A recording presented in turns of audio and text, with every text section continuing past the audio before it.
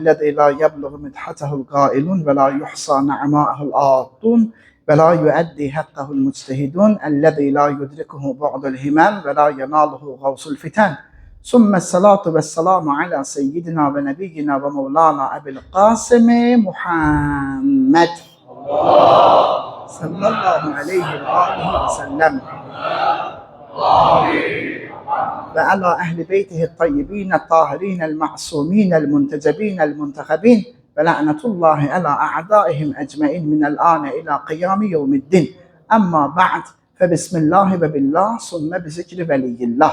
اللهم كن لوليك الحجة ابن الحسن صلواتك عليه وعلى آبائه في هذه الساعة وفي كل ساعة وليا وحافظا وقائدا وناصرا ودليلا عينا حتى تسكنه أرضك طوعا وتمتعه فيها طويلا وهب لنا رأفته ورحمته ودعاءه وخيره.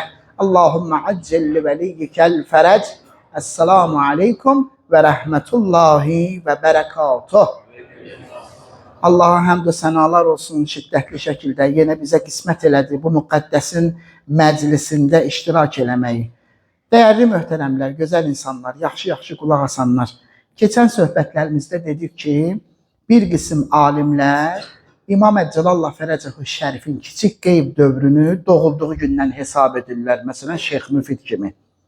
Ondan sonra mərhum Təbərsi kimi, Seyyid Muhsin kimi bir neçə alimlər və məntiqə uyğun da budur ha. Yəni kiçik qeyb dövrü elə İmam Ağanın doğulduğu gündən başlayır. Çünki o 5 ilin içində də İmam Zaman Ağanı kim görübsə, onlar xas adamlar olub, az bir miqdarda olan insanlar olub. Demək, digər bir qism alimlər isə İmam Zaman Ağanın kiçik qeyb dövrünü nə vaxtdan sayırlar? 5 yaşından sayırlar. Birinci nəzəri götürsək, qeyb dövrü 255-ci ildən, yəni elə doğulduğu gündən ildən başlayıb və neçə il eləyir? 74 il. İkinci nəzəri götürsək, kiçik qeyb dövrü 260-cı ildən, yəni 5 yaşından başlayır və bu da olub nə qədər? 69 il. Hicrətin 329-cu ilindən isə Qeybət-i Kubra dövrü başlayıb və indiyənə qədər də davam edir. Hicrətin 329-cu ilindən. İndi möhtərəm canlar, kiçik qeyb dövründən danışıldıqda birinci söhbət səfirlər haqqında olmalıdır ki, olur. İnşallah mən biraz elə var o kiçik qeyb dövrünü əhatə edən mövzuları çatdıracağım sizə.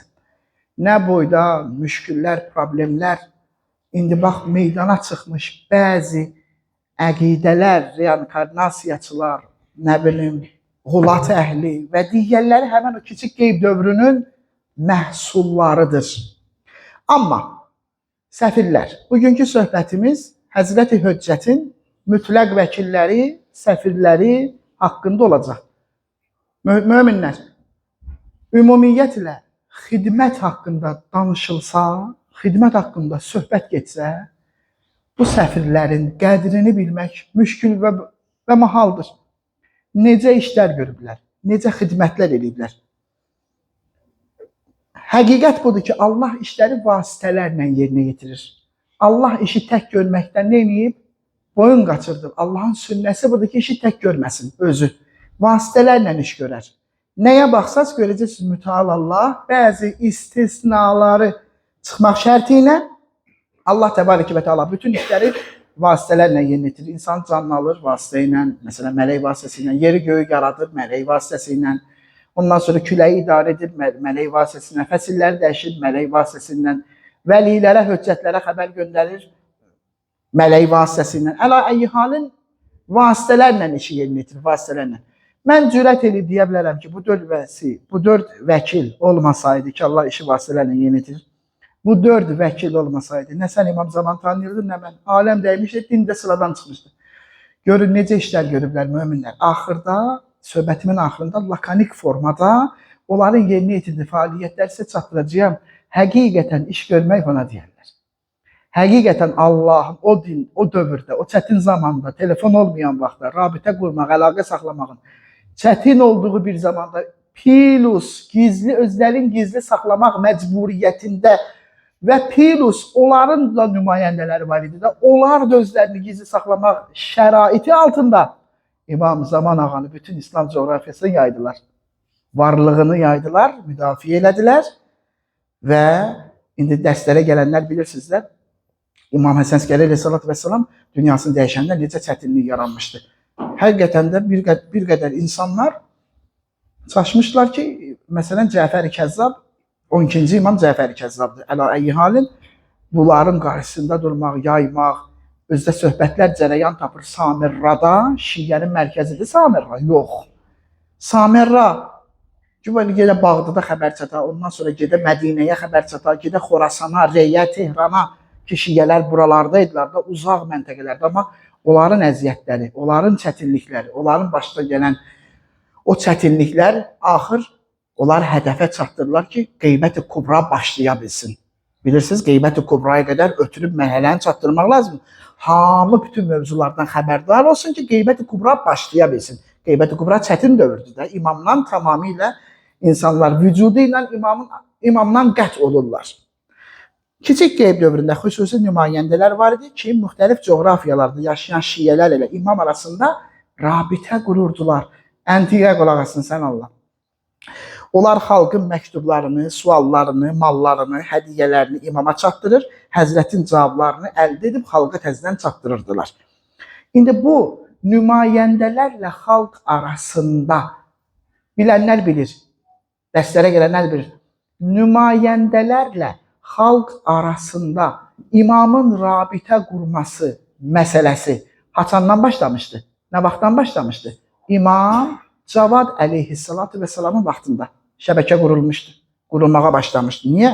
Çünki bu İmam Cavad əleyhissalam, İmam Hadi əleyhissalam, İmam Həsən Əskəri əleyhissalam bu imamlar artıq nəzarət altında yaşayırdılar. Düzdür möminlər? Artıq blokadada yaşayırdılar. İmam Cavad əleyhissalamı gətirmişdi, sarayda məskunlaşdırmışdı. İmam Hadi əleyhissalam məskunlaşdırdı Samirrada, həmçin o əskəriyyə məntəqəsində İmam Həsən Əskəri əleyhissalam da odur. Birbaşa imamla görüş çətindən də çətin idi. Ona görə İmam Cavad əleyhissalam artıq nümayəndələr şəbəkəsini neyləmişdi? Yaratmışdı. Bu özü də nəyə hazırlıq idi? İmam Zaman ağanın kiçik qeyb dövrünə hazırlıq idi. Görsən, bir imam o birisi imamın işini tamamlayır. Bir imam o birisi imama müqəddimə açır. Bu minvalla nümayəndələr şəbəkəsi İmam Cavad əleyhissalatu vəssalamın vaxtından artıq yaranmışdı. Bir dənə salavat deyilən görüm, yaxşı qulaq asırsan. Allahümmə salli ala Bu yaranmış nümayəndələr şəbəkəsi İmam Hadi və İmam Həsən Əskəri əleyhissalamın dövrlərində daha da aktivləşdi. Daha da faal oldu. İmam Məhdi Əcəlallah Fələcəhu Şərifin dövründə isə özünün ən həssas mərhələsinə gəldi çatdı. Çünki imam özü Əbbasi dairəsi tərəfindən axtarışda idi. Bu səbəbdən onun təyin etdiyi nümayəndələr də tanınmaz olaraq qalmalı idilər. O nümayəndələr də tanınmaz qalmalı. İmam özü axtarışdadır, filan kəs bilir imamın yerini. Bəs bu demək, bu filan kəs də tanınmaz vəziyyətdə yaşamalıdır ki, onu tutub əziyyət eləməsinlər imamın yerini bilməkdən ötürü. Bu minvalla əsas nümayəndələrin də əlaqə qurduğu ikinci dərəcəli nümayəndələr çox ehtiyatla rəftar eləməli idilər. Bax, onlar imamın nümayəndələri idilər. O imamın da coğrafiyada, Şiyə coğrafiyasına uyğun nümayəndələri var idi. Bu da gizli qalmalı idi. O da şiddətli ehtiyat eləməli idi ki, bunu ələ verməsin. İmam əleyhissalamın müxtəlif məntəqələrdə Bağdad, Kufə, Əhvaz, Həmədan, Rey, Azərbaycan, Nişapur və başqa məntəqələrdə nümayəndələri var idi. Bu 4 nəfərin nümayəndəsi idi artıq bu şəhərlərdəkilər. Bu məntəqələrə təyin olunmuş nümayəndələr Muhammed ibn Cəfər Əsədi, telefonlarınızın kodunu alın lütfən. Muhammed ibn Cəfər Əsədi, Əhməd ibn İshaq Əşəri Qumi, İbrahim ibn Muhammed Həmədani, Əhməd ibn Həmzə ibn Əlyəsə, Muhammed ibn İbrahim ibn Məhziyar, Hadiz ibn Yezid, Muhammed ibn Salih, Əbu Haşim Davud ibn Qasim Cəfəri, Muhammed ibn Əli ibn Bilal, Ömər Əhvazi, Əbu Muhammed və Cənai. Bunlar ümumi nümayəndələrdir ha. Bunlar 4 səfirin nümayəndələridirlər. Bu şəxslər imamın nümayəndələri sayılsa da xas nümayəndələr deyildilər. Yəni onlar imamla görüşmürdülər. Bu sayılanlar imamla görüşmürdülər. Onlar 4 xas nümayəndə və ya başqa sözlə 4 səfir vasitəsilə məntəqələrə təyin edilmişdilər. Bu 4 xas nümayəndələr vəkil və ya səfir deyirlər. Əlbəttə naib də deyirlər. Amma hədis yoxdur naib sözünə. Diqqət buyuruz. Bəzi adamlar bəzi yerlərdə məhəbbətdən deyirlər, əla əyyi halin işim yoxdur ondan. Xas naib deyirlər, xas. Amma belə bir ifadə yoxdur. Yəni, Əhl-i Beytdən gələn ifadə yoxdur. Əhl-i Beytdən nə gəlib möminlər? Səfir, bir də vəkil gəlib. Məsələn, Müslim ibn Əqil, rəhiməhullahi teala aleyh. Nə gedir? İmam Hüseyin əleyhissalamın Küfədəki səfiri idi, vəkili idi. Naib bəhsini danışmışam. Fəqət xanım Zeynəb-i Kubra salamullah əleyhadır ki, imamların bir dənə cəmsi naib olub da xanım Zeynəb salamullah əleyhadır. İmam Hüseyin əleyhissalatü vəssalamın nəyi olub? Naib olub. Yəni bu 4 şəxs iman, mərifət və etiqad cəhətindən elə bir həddə edilər ki, onların sözü və əmri imamın sözü və əmri olub, sayılırdı. 4 nəfərdirlər. Kimlərdir? 1. Əbu Əmr Osman ibn Səid Əmri, 1-ci səfir. 2. Əbu Cəfər Muhammed ibn Osman Səid Əmri, 3-cü. Əbul Qasim, künyələrini də yazmışam. Hüseyn ibn Ruh Nobəxti, diqqət edirsiniz. 4. Əbul Həsən Əli ibn Muhammed Səmuri Əhsən. Demək 1-ci. Osman ibn Səid Əmri.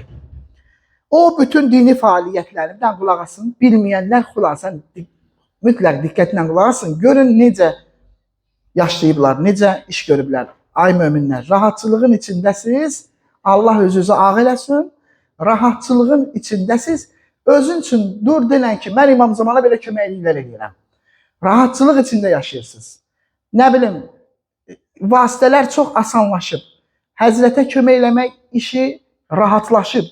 Hər kəsin öz əlindən gəldiyi sahədə, hər kəsin öz bacarığı yolunda işlər görsəydi, inanın Allaha ki, Allah istedadları müxtəlifdir. İnsanların müxtəlif istedadlar üzərində yaradıb.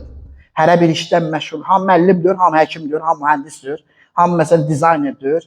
Əla əyyi halin hər kəsi Allah istedadların müxtəlif şəkildə paylaşdırıb yaradıb. Hamı öz sahəsində imamına kömək eləsə birdən, görün, zəmin deyilən o zəmin var, Həzrətin zuhuru üçün yaradılacaq zəmin. Görün, nə boyda zəmin yaranmış olar. Amma onlar o çətin dövrdə necə çətinliklərlə Həzrətə o möhtəşəm yardımları ediblər. Osman ibn Səid Əmri 1-ci. Bütün dini fəaliyyətlərini məxfi saxlamaq üçün yağ satmaqla məşğul olurdu. Yağ satmaqla. Baxız, böyük görünü onları. Dövrün müştehididir bilin. Başa düşün. Dövrün müctehididir, fəqihidir. Alim olublardı. Onlar da elə belə adamlar olub. Alim, əllamə, fəqih. Fəqih, həqiqətən fəqih ha. İşitmə deyil ha bu. Fəqih olublar, fəqih. Dövrün fəqihi olublar. Gələcək dərslərdə danışacağım mən fəqih və təqlid haqqında da işarələr var ki, imamların dövründə fəqihlər, hələ İmam Cəfər Sadiq əleyhissalatu vəssalam dövründə fəqihlər var idi. Bəzi fəqihlər imamın göstərişindən gedib fətva verirdilər. Bəzi fəqihlər imama demədən fətva verirlər şeyx. İmama demədən, imam dedi ki, eşitmirsən falan yerdə fətva verirsən. Buyurdu ki, dedi bəli buyur. İmam buyurdu ki, yaxşı edirsən. Mən istəyirəm ki, mənim şiələr və sən kim olsunlar, alim olsunlar, fəqih olsunlar. İndi təsəvvür el, mömin. Təsəvvür elə, bu fəqih qablara yağ doldurub satmaqla məşğuldur. Amma əslində o yağ qablarına məktublar, ərizələr, nə bilim, işlər, fəaliyyətlər doldurur. O lazım olan evlərə aparır. Cəmaət bir yağ satır. Amma iş görür. Demək, görün bura baxız, pulları, malları, məktubları, ərizələri, şikayətləri qoyurdu yağ qabının içinə. Həm imama çatdırırdı, sonra imamdan aldığı məktubları, əlbəttə bu İmam Həsən Əskəri salama vaxtından bu işlə məşğul olub, Osman ibn Səid Əmri. İmamdan aldıqları yenə həmən o kağızlara uyğun cavabları aparıb ünvanlarına çatdırırdı. İmam Həsən Əskəri əleyhissalam yoruldunuz, daha telefona baxan çoxaldı. İmam Həsən Əskəri əleyhissalatu vesselam onun barədə buyurub. Osman ibn Səid Əmri nə deyirsə qəbul edin. Onun əmrinə tabe olun. Sözünə qulaq asın. O sizin imamınızın nümayəndəsidir və ixtiyar sahibidir. İxtiyar sahibidir ha. Əl-Qeybət-i Tusi səhifə 217. Onun vəfat etdiyi tarix 265-267-ci illərdə olduğu deyilir hicrətin. 2. Muhammed ibn Osman Səid Əmri. İmam Həsən Əskəri əleyhissalam bunun haqqında buyurub. Osman ibn Səid və oğlu Muhammed hər ikisi mənim etibar etdiyim şəxslərdir. Sizə nə çatdırsalar, bilin ki, mənim tərəfimdən çatdırırlar. Və nə desələr, bilin ki, mənim tərəfimdən deyirlər. Onlara itaat edin, çünki onların ikisinə də mən etibar edirəm. Əl-Qeybə, səhifə 219. Muhammed ibn Osman Səid Əmri təqribən 40 il İmam Mehdi Əcəlallah Teala Fərəcəhu Şərifin nümayəndəsi olub. Ən çox nümayəndəlik etmiş şəxs budur. O, müxtəlif məntəqələrə təyin olan nümayəndələrə başçılıq edir və işlərinə nəzarət edirdi. Hicri 304 yaxud da 305-ci ildə vəfat edib, ölümündən qabaq öləcəyi günü əvvəlcədən deyib. Əl-Qeybə, səhifə 222. Necə ölümündən qabaq ölüm gününü deyə bilər? Təbii ki, İmam əleyhissalatu vesselamın ona verdiyi xəbər əsasında. Üçüncü kimdir? Hüseyin ibn Ruh Nobəxti. Aləm olub bu, aləm. Tuta bilməyiblər bunu ki, sünni diyorsa şiyyədir. Təsəvvürünüzə gətirin. İnanın, bir söhbətlər var onun haqqında, bir macəralar var onun haqqında. Bir gələ əlavə bir dəfə danışasan, belə oturan yerdə danışasan. Mən bərdə adam qorxur orasını, kəsər burasını deməz. Bir, məsələn, adam onun haqqında söhbət edir ki, necə fəaliyyətlər göstərib, özüm oxumuşam, 20 minə yaxın əhl-i sünnət üləmasından, kitablarında, yəni 20 min əhl-i sünnət üləmasından tapılır. Yəni kitablarda 20 min bu adamlar qovul yazıblar, 20 min əhl-i sünnət kitablarında. Qovul, söz.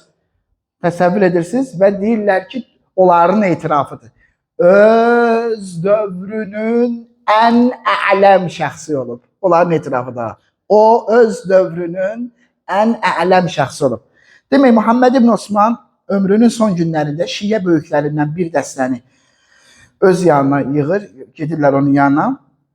Deyir, mən vəfat etdikdən sonra mənim yerimə imamın nümayəndəsi Hüseyin ibn Ruh Nobəxti olacaq. Bunu da deyim ki, hamı başqa adamı fikirləşirdi. Heç kim Hüseyin ibn Ruh Nobəxtini düşünmürdü. Bundan sonra ona müraciət edin və işlərinizdə ona etibar edin. Əl-Qeybə səhifə 223. 21 il ağamızın xas nümayəndəsi olub və Hicri 326-cı ildə vəfat edib. 326-cı ildə vəfat edib, dünyasını dəyişib. Böyük fəqihlərdən adı zehnimdə deyil, amma elə Əl-Qeybədə də var. Digər mənbələrdə böyük fəqihlərdən birinə gəlib deyirlər ki, biz güman edirdik, sən olacaqsan Həzrəti Höccətin xas nümayəndəsi. Məsələn, Şəlməğani eşitməmiş olmaz. Bu adama Allahın nə qədər lənət olsun, nə bilim vallahi. Allah lənət eləsin. Ki, bu da özünü gözləyirdi ki, Həzrətin xas nümayəndələrindən olacaq, amma olmadı. Olmayandan sonra aləm dəydi bir-birinə, içində nələr çıxdı ortalığa, həsəd, məsəd, o, bu. Axırda nədir? Allaham dedi axırda. Ondan sonra imamam dedi. Birinci dedi, mənəm nümayəndə. Sonra başladı, istədi pərdə assın gözdən. Dedi ki, Hüseyin ibn Ruh Nobəxtinin vücudunda İmam Hüseyin əleyhissalatu vesselamın ruhu təcəllə edib. İndi reinkarnasiyaçılar necə deyir? Əhməd Əl-Həsənin vücudunda İmam Hüseyin əleyhissalatu vesselamın ruhu təcəllə edib. Bax, görsən, reinkarnasiyadır, gör, hardan gəlir, çıxır. Bu fəqihə gəldilər, dedilər ki, biz buna yox, Şəlməğanı demirəm, başqa bir fəqihə dedilər ki, biz gözləyirdik ki, sən olarsan. O dedi ki, əvvəla imam kimi məsləhət bilib olmalıdır. Sənin mənim könlümün istəyi ilə olan bir şey deyil. İkincisi, mən bəzən əsəbi adamam. Mən imamın varlığını sübut etmək üçün münazirələrdə deyərlər mənə, doğrudan 12-ci imam varsa yerin göstər. Amma Hüseyn ibn Ruhnobəxtinin əbasının altında olsa belə İmam Mehdi, onu doğrasalar yerin deməz. Onu doğrasalar belə yerin deməz. Nəhayət 4-cü səfir Əli ibn Muhammed Səmuri. Ən az səfir bu şəxs olub. İmam Mehdi Cəlallah Fələcəhu Şərifin göstərişinə əsasən və Hüseyn ibn Ruhnobəxtinin vəsiyyətinə əsasən 4-cü nümayəndə təyin edilir. Cəmi 3 il imamın xüsusi nümayəndəsi olub və hicrətin 329-cu ilində vəfat edib. Vəfatından bir neçə gün əvvəl imam tərəfindən ona bir məktub yetişir. Neçə gün qabaq? Vəfatından 6 gün qabaq. İmamın öz dəsti xətti ilə, mübarək əlləri ilə yazılmış məktub. Tərcüməsini oxuyuram. Bismillahirrahmanirrahim. Ey Əli ibn Muhammed Səmuri, Allah Taala sənin ayrılığına görə mömin qardaşlarına əcr əta etsin. Görürsünüz necə böyük şəxsiyyətdir ki, İmam əleyhissalam ona deyir ki, sənin ölümünə görə Allah sənin mömin qardaşlarına əcr versin. Hələ bu 3 il səfir olub var. Ondan qabaq 21 ili var, ondan qabaq 40 il səfirlik eləmişlər var. Yəni bu kişilər elə belə şəxsiyyətlər, sadə insanlar deyirlər. Sən 6 gündən sonra vəfat edəcəksən. İşlərini qaydaya sal və heç kimi öz yeri və canişin təyin etmə. Yəni sən axırıncısan. Kamil böyük qeyb dövrü çatıb və mən bir də Allahın izin verdiyi vaxt zuhur edəcəm. Mənim zuhurum uzun müddətdən, xahiş edirəm bu imamın məktubuna adam ürəklə qulaq asar. Mənim zuhurum uzun müddətdən qəlblər sərtləşdikdən və yer üzü zülmlə dolduqdan sonra olacaq. Şiyyələrim arasında iddia edənlər olacaqlar ki, məni görmüşlər, yəni nümayəndə kimi də, yəni görüşüblər. Sifyaninin qiyamından və göy sədasının eşitməsindən qabaq kim belə iddia etsə, yəni İmam Zamanla görüşdüyünü iddia etsə, əlbəttə yenə deyirəm, nümayəndə kimi görüşdü, eşidilməsindən qabaq kim belə iddia etsə, bilin ki, o yalancıdır və iftira deyir. Allahdan başqa heç bir qüdrət və qüvvət yoxdur. Əl-Qeybə səhifə 242 və 243. Bu məktub gəldikdən düz 6 gün sonra Əli ibn Muhammed Səmuri dünyasını dəyişir. Möhtərəm əzizlər, səfirlərin vəzifələrinə binən toxunuruq, ondan da mətləb bitdi 3-5 dəqiqə içində. 1. Bu səfirlər neyniblər? Çox işlər görüblər, amma lakanikləşdirib 10 bənddə bunu hüzurunuza çatdırıram. 1. Şiyyələrin imama dair etiqadlarını qüvvətləndirmək. Asan işdir, möminlər. İmama nisbət insanın etiqadının yüksəlməsi. Bütün insanın əməlləri, etiqadı, həyatı, düz adam olmağı. Düşünürlər ki, bu düz adamdır. Bunların hamısı bağlıdır imam olan etiqada. Bu adam yaxşı adamdır. Bunun meyarı nədir? Siz Allah mənə insafla və elmlə cavab verin. Əməllə insan yaxşı adam sayılır, yoxsa etiqadla? Əməllə insan yaxşı adam sayılsa, gərək əqidəsi çirkin olan adamlar ki var. İmam öldürənlərdilər, yaxşı iş görsələr, ona da deyək, yaxşı adamdır. İnsan yaxşı adamdır, o vaxt ki, etiqadı gözəldir. Etiqadı pakdır, etiqadı müqəddəsdir, məlumatı çoxdur, mərifəti yüksəkdir. Deyir İmam Cəfər Sadiq əleyhissalama, İmam Muhammed Baqir əleyhissalam, deyir ki, oğlum, şiyyələrin məqamlarını tanıtdır onlara. Nə ilə tanınır? Bizim hədislərimizi nə qədər çox bilib, nə qədər çox başa düşür. Fəqihdir bizim hədislərimizdə. Bizim hədislərimizdə fəqihdir, yəni yaxşı başa düşəndir. Bununla indi insanların etiqadlarını, ilahi, gizli, özləri gizli qalmalıdırlar, gizli fəaliyyət göstərməlidirlər. Bununla yanaşı nümayəndələrlə, öz nümayəndələrinə əlaqə qurmalıdırlar, xalqın etiqadını düzəltməlidirlər. Hansı ki etiqad, bu etiqaddır ki, mən matəvələv Ya'rif imam zamanihi mata mitatan cahiliyyatan. Təzə bu deyə etiqad düzəltmək. Hər kəs öz dövrün imamını tanımadan ölərsə, cahiliyyət dövründə ölmüş kimidir. Bax, bu etiqaddan xaric eləməlidir, paş etiqada gətirməlidir insanları. Bu nə qədər mühümmişdir və nə qədər çətindir. 2. Tam vəzifələri deyil, amma tam məxfi şəkildə olsa da şiyyələri maarifləndirmək, dərs keçmək, maarifləndirmək. Etiqad var, şəriət var, əxlaq var, yəni fiqhları deyirəm ya, tarix var və s. dini məsələlər 1-dir, 2-dir, 3-dür, 4-dür, 5-dir. Maariflənməlidirlər bunlar. 3. Təyin olunmuş nümayəndələrə nəzarət etmək. 4. Şiyyələri böyük qeyb dövrünə hazırlamaq. Mən dəfələrlə bunu danışmışam. Qeyb dövrünə hazırlıq sən üçün, mən üçün asan bir şeydir, adi bir şeydir. O dövrdə olan insanlara çətin gəlirdi bu. Necə yəni imam görməyəcək? Necə yəni imam bilməyəcək hardadır? Necə yəni imamla görüşə bilməyəcək? O dövrün adamına bu çətin məsələ idi. İmam Həsən əleyhissalamın nəslindən olan Əbdüləzimin hekayəsi nə qədər danışmışam siz üçün.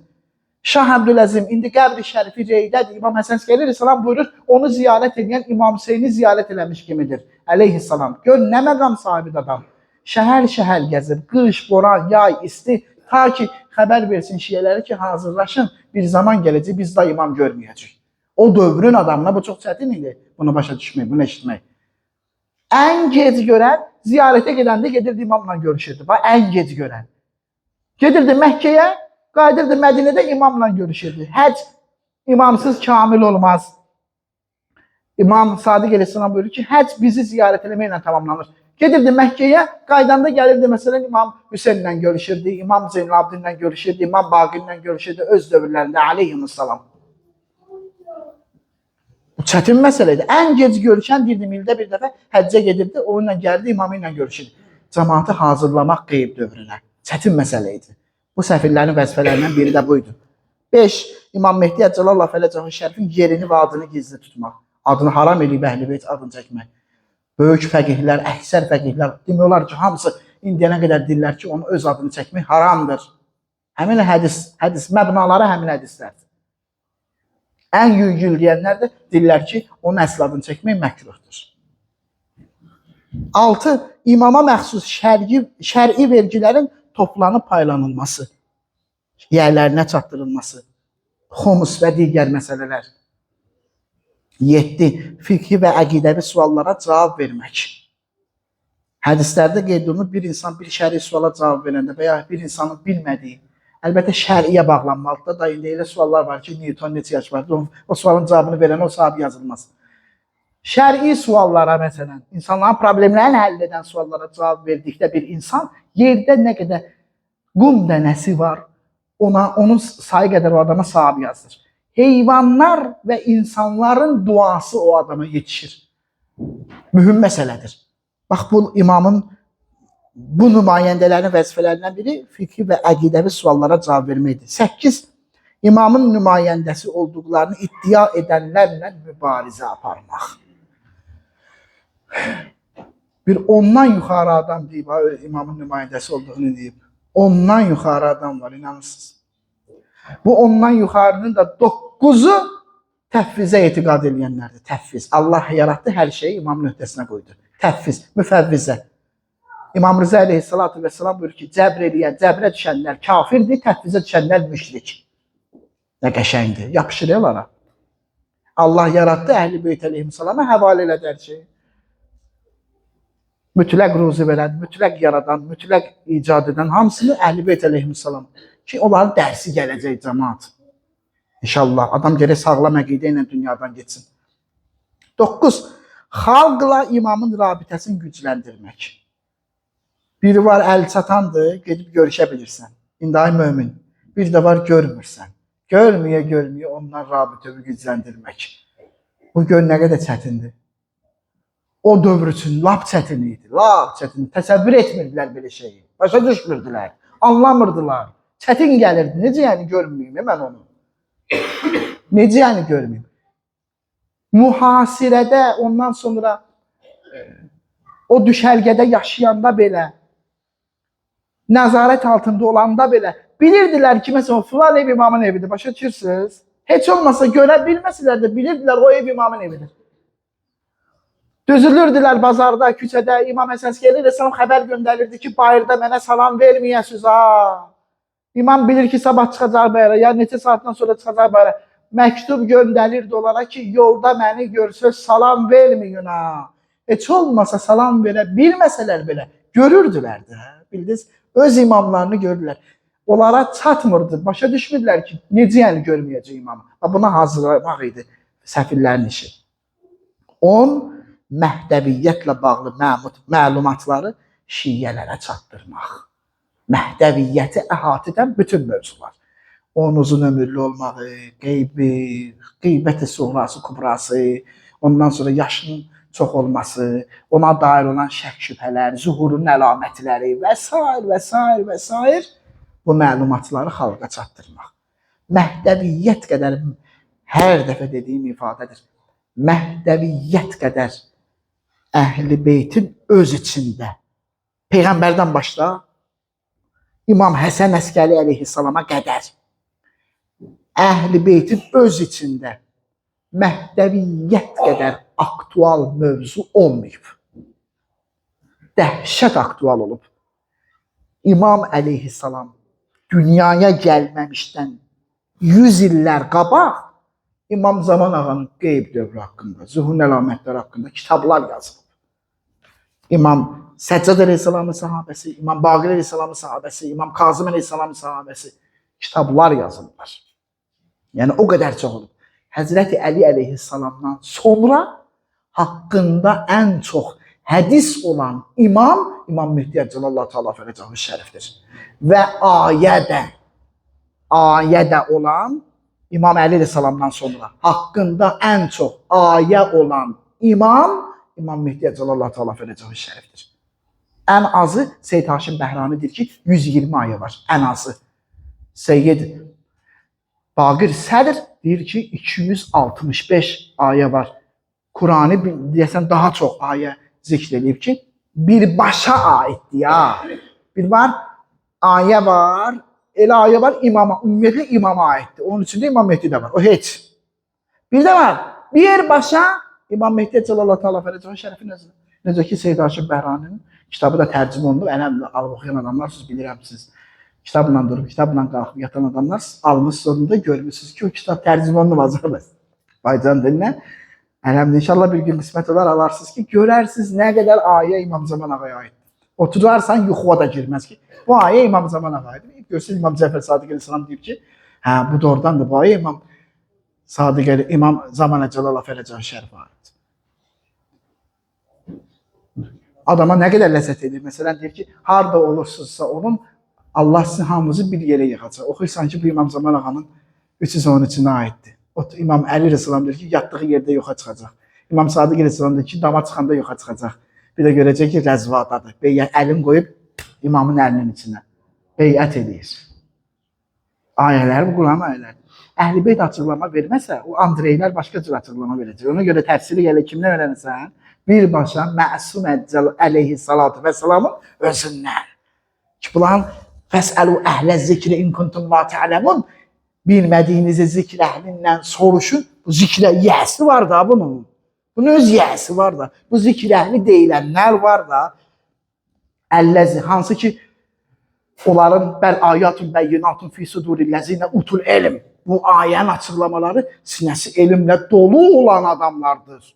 Hansı ki, la yamussuhu illəl mutahharun, ona pak olmayanlar toxuna bilməz o kitaba. O kitabın içindəkilərini ancaq o pak olanlar bilir. Kimdir pak olanlar? İnnəmā yuridullahu liyuzhibə ankumur ritsə əhləl beyt və yutahhirakum təthira. Əhl-i beytdir, o pak olanlar ki, bütün hər bir sahəsini bilirlər. Ummul kitabdırlar, kitabın anasıdırlar.